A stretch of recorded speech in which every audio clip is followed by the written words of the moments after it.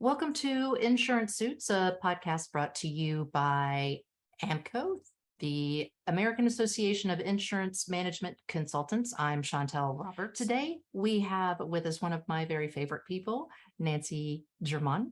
I'm assuming I'm saying that right?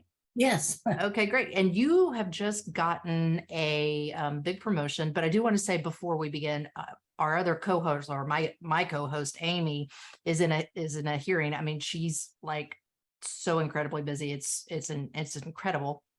So she's not able to join us today. So we're just going to go ahead and start without her. But you just recently got a promotion. Welcome to the Insurance Suits podcast, a bi-monthly podcast brought to you by AMCO, discussing the issues and the people who are involved in insurance. The views expressed by the moderators and guests represent their own views and opinions, and not necessarily the views and opinions of AMCO, Insurance Suits, or its advertisers. Or a new job, which is a big promotion. So tell us all about that. Well, for the past 8 years, I've been helping my husband in his contracting business and doing risk management consulting. And all of a sudden, to the value of our networks, I got an email from a prior person I had done some work for, some consulting work, some training. And he mentioned he had gotten promoted and his job was open. And so I'm working for the Independent Insurance Agents and Brokers Association in Virginia, still virtually here in Arizona, but I am traveling a lot. And I am their executive director in charge of risk management and education. So yeah, it's just absolutely a great job and an amazing team of really smart people. So it's been awesome. Wow, that sounds like it's just fabulous, because education is really important in the insurance community, and keeping up with the continuing education is just absolutely paramount. You and I have talked a lot about the brain drain, and how we keep this education thing going, especially if there are going to be so many people retiring, and not many people just wake up and go, I want to be in insurance. Yes, especially sales, because everybody thinks it's commission only and hard sell, but everybody needs insurance. And so the other issue is that people are moving from one agency or one organization to another, and they may not have the same background in terms of their training. So you're onboarding new employees who either maybe just newly licensed adjusters or newly licensed agents, and have zero baseline of knowledge, or those that are coming from another entity where they maybe didn't get the kind of onboarding you would give them. So there's a lot of challenges out there now. Yeah. What is your specialty? I mean, I know you've written a book. Feel free to plug it, and it's a fabulous book.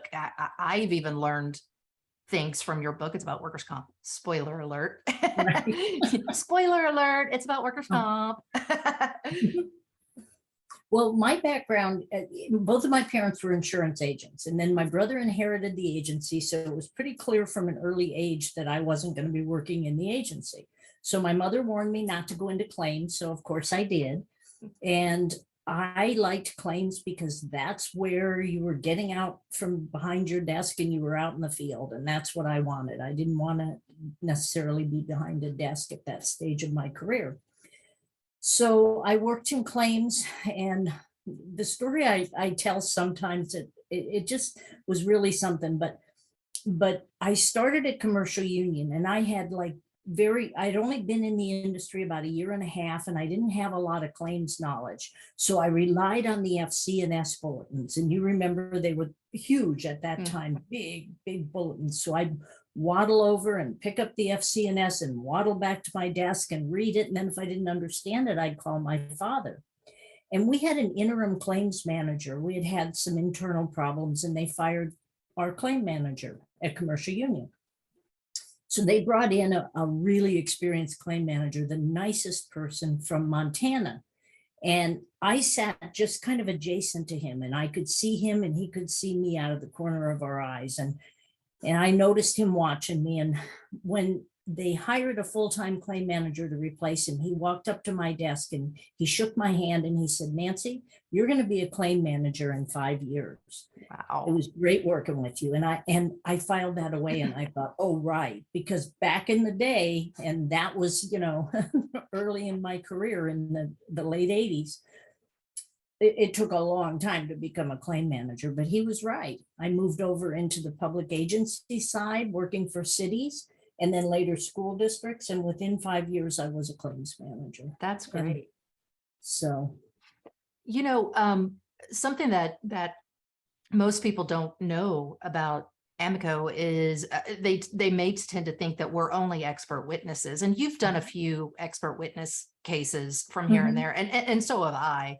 I find that I don't like expert witness stuff as much as I like doing consulting or Right. things of that nature. And you've done a lot of consulting, a lot of writing, which is you did a lot of writing. I know that you would just put out another small little manual or whatever, like what homeowners need to know about plumbing issues because your husband is a plumber, which I shared on LinkedIn because I thought it would be good for adjusters to know Yeah, these sorts of things, yeah. as well, like how plumbing is set up. So what do you think that some people tend to misunderstand about either the consulting or the insurance aspect, or maybe the expert witness aspect of your job? Well, as far as expert witnesses go, there's something interesting happening in that our jury pools are really changing. And they are becoming much more heavily populated by public agency employees because they are given the leeway to take time. Public agencies tend to want people to be jurors, and they support that extended absence when needed. So our jury pools are becoming different. They're younger. They may be better educated. They're heavily weighted with public employees, as I said. And so there's got to be diversity among expert witnesses. So if you keep trotting out the same expert witnesses that maybe you've used historically and done really well with, you have to look at your jury selection and say, is this expert witness going to resonate with my jury? So that, I think that's something. The other thing is I've used my background, like I have a lot of equestrian and dog background because I trained personal protection dogs with my dogs for a number of years.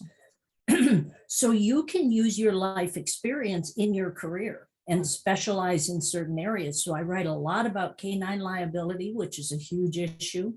So look in your personal life. I didn't plan to marry into a plumbing dynasty, but I did. And I had to learn a lot because I was actively helping my husband manage the risk management, manage the employees, manage the problems as they arose with nobody likes to pay money for home services. Nobody calls their friends and goes, guess what I did today? I bought a new toilet. I'm so excited. And it's ADA compatible,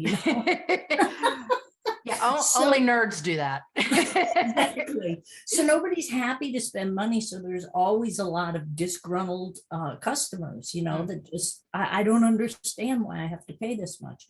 So you use that, all your personal experience can be used in your career. And I think sometimes we don't think about that. Yeah, absolutely. And I think that has to do with some of the things that could end up being some of our most important personality strengths, which lead to how we're successful in business. And I think Amico has a good balance, or is getting to be a good balance, because we just brought in a whole bunch of female, younger people. I was talking to a friend of mine. I think you know him. We've talked a little bit on Clubhouse, which is another slightly podcast-ish that I do under the Art of Adjusting, Bill.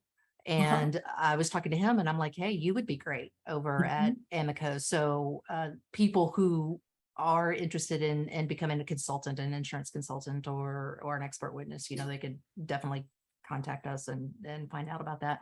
But it's important to have those good personality strengths and traits needed to work in the insurance community, because it is kind of a hard thing. People are usually angry when they deal with you, because they're having to pay money and then something bad happens. Right. Just think you of the know betterment issue Mhm. alone. Why, Mhm. when your shop blew up my engine, why aren't you giving me a brand new engine? Well, your engine had 100,000 miles on it. Exactly. So Yeah. one of those skills is being empathetic. And I've worked with phenomenal adjusters over the years. And then I've worked with some that lack empathy. And they'll walk around the office and crow about, I settled this for that. And we all kind of look at them like, well, why are you bragging about that?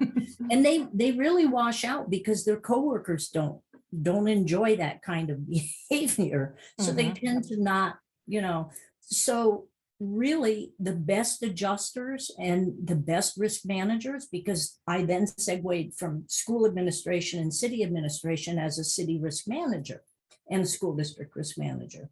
And you have to be empathetic, because when somebody calls you with something, even when there's no liability, um, one of the funniest things that happened when I was at City of Prescott is a man had moved from California to, I believe it was California, to Prescott.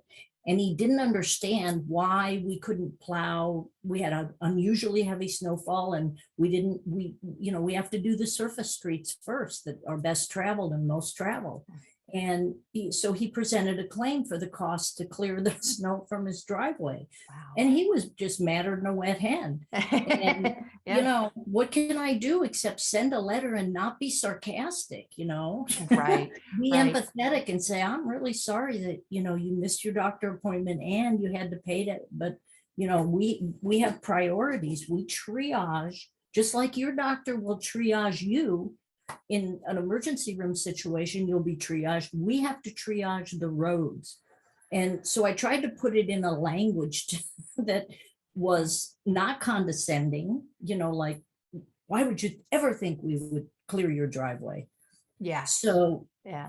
empathy, good communication skills. I majored in communications for my bachelor's degree, and always thought I would either be a journalist or, something, but I keep getting sucked back into the insurance industry. Well, again, it's almost educational, and there are a lot of emerging markets that are coming out, a lot of emerging risks that are coming out, and you tend to have your finger on, the pulse of that. And I think, especially now that you're working at the Big I, you probably hear new things all the time. So you want to spill the dirt? Is there anything you want to let us know about? Well, okay, so I have to talk about my master's degree. I have a Sure. master's degree in sociology.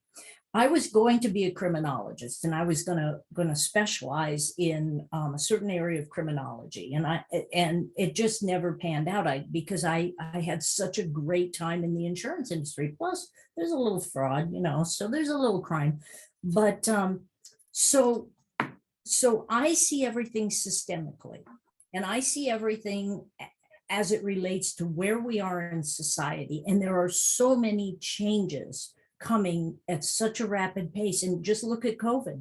No one could have predicted in January or December, before we shut down in March 2 years ago, what was coming, right? Only epidemiologists. So I had my finger on the pulse of where we were. And I was teaching at the time at the college, one of the community colleges here in Arizona. And I told my students before we left at Easter, I don't think we'll be back after Easter, but, just we'll be okay. We'll figure it out. You'll be okay. This episode of Insurance Suits is sponsored by the American Association of Insurance Management Consultants, or AMCO, a nonprofit trade association comprised of insurance and risk professionals ranging from actuarial, underwriting, acquisition and transactions, and adjuster, agent, and broker standards of care. Find out more at www.aaimco.com. Your parents are tough. I told them, your grandparents are tough. You are tough. You just don't know it yet, because they were all freaked out. Yeah. So these emerging risks, though, the thing is, society is changing so rapidly. And I think one of the blind sides of sometimes insurance agents is we want to hire people just like us. We want them to be politically aligned with us. We want them demographically to maybe look at like us, maybe culturally, but that's not the case today. If you want to sell to a diverse audience, you have to be able to have diversity on your staff. People, and if you want the best decisions, you want a diverse pool of Well, employees. that's just what you were talking about with, you know, bringing in different people, because the jury pool Mhm. is different, either as a consultant or as an expert witness. And that's what I was, you know, saying, like, hey, we're trying to get more people that are different at amicos. So, you know, attorneys who would come to us, or even claims managers coming to us to ask us to look at their, you know, audit their systems or claims files, or, you know, underwriting files. There's people Mhm. who audit underwriting files and all that kind of stuff. You know, you do need to have that diversity. And it's not just something that everybody's beginning to give lip service to, having that diversity and equity supervisor or whatever, but Yes. really having to point that out, because the jury pools are changing, because our whole dynamic is changing. Yeah. For example, Arizona, our demographic is about, in Maricopa County, where I live, is about 40% Hispanic. So if I don't have someone who's bilingual on staff, you know, I'm missing a whole lot of business. Right. Or if I just at least don't have someone who understands a Hispanic culture Mm. or understands an Asian market, all of these types of things are imperative today. Mm. And if you look at I think the insurance industry is really trying, and certain carriers have really done well. And in terms of hiring diversity, but not only hiring, but bringing diverse talent into the mainstream of the organization. Because it's one thing to say we do hire for diversity, but it's a different thing to make sure that they're recognized and their talents are appreciated and their voices are heard. Um, but the thing is that if you look at seminars still, and if you look at podcasts, it's predominantly men's opinions, men's quotations. And that was actually, when I look back at the book I wrote, one of the mistakes I made was I quoted all male experts. And if I Mm. had to do it over again, I would have quoted, there's a lot of women in workers' compensation that I should have quoted. Well, this So leads to a good segue, because if I recall correctly, you are writing another book, are you not? yes, I am. Okay, spill the Yeah. beans. Tell us all about it. Well, it's about risk management, and it's going to be a chapter a piece on all the various types of risks. I'm probably not going to hit pension risk because so few organizations often offer pension. And I really gear my books towards small to medium sized business owners that may not have any risk manager, or may rely on their chief financial officer for their risk management, which is, you know, many organizations do. So it will be geared toward the 101 risks that every business owner virtually faces. Wow, And that's a great idea, and personally. it's not really just my voice, though. I'm going to be quoting experts, you know, all throughout the book. That's So great. yeah, it doesn't just rely on my expertise, which I always say I'm a mile wide and about 2 inches deep. Yeah. Well, I do think that that is actually what is good about a consultant or an expert witness or whatever, is that they know a little bit about everything. And that's what a claims adjuster does. They know a little bit about everything. Mhm. And it, for especially good leadership, you know a little bit about everything, but more importantly, you know what you don't know. And so you know that, oh my gosh, I need to get an expert, or I need to hire someone who is bilingual in Spanish, Mhm. or who is bilingual in Mandarin, or something to that effect, Mhm. you know, who represents this particular demographic that I'm trying to go with. Well, Uh, y- yeah, one of the things, that's why INCO is so great, Mm. But also the Independent Agents Association has something that if you're a member, you can ask an expert. And your question, it can be on agency management, agent technology, or coverage. And we have been responsible for many, many claims decisions that were just flat out wrong being overturned by the carrier because we say, well, clearly under the CGL, this is not necessarily work product and you excluded it based on work product, whatever the case might be. So it goes back to your network, and membership in the Big I gives you this humongous network of really experienced claims and agents, especially agents. And Yeah. AIMCO gives you tons of experts. Yeah, absolutely. Because we all talk to one another too. Mhm. Like what would be one of the things that, and I guess maybe we've touched on it briefly about your job or your field of expertise that almost no one agrees with you about. I think that we've done a good job with diversity and now we're done. Yeah. I Yeah. honestly think we haven't. Mhm. Just based on the demographics of what I see at leadership conferences and where I see women and people of color in higher management and on boards. I just noticed Munich Re had a shakeup of their board, and one board member voluntarily stepped down, and they appointed 2 women, which was a first. Yeah. So we know that diversity of thought provides better decisions. We know statistically because there have been so many studies that have looked at decision making and how important diversity is in decision making. Absolutely. I would definitely agree with that. It was a justice, a Supreme Court justice who had said, we'll know when we get there when there are like 12 or 13, 9 women, and no one bats an eye at that. Yes. And then Right. we stop saying, female attorney or female scientist. Exactly. And in fact, there's a meme on Facebook that goes around that has the scientist t-shirt on a woman, and then the man standing next to her says male scientist, and it looks weird, but once we stop Mhm. thinking in those terms, I think Mhm. that's Mhm. when we'll be finished with our diversity training or Mhm. diversity meshing or whatever you want to call it at Well, that we point. know that we have arrived. Yeah. Yeah. So what's the one question that you wish I would have asked you that I haven't, and how would you answer it?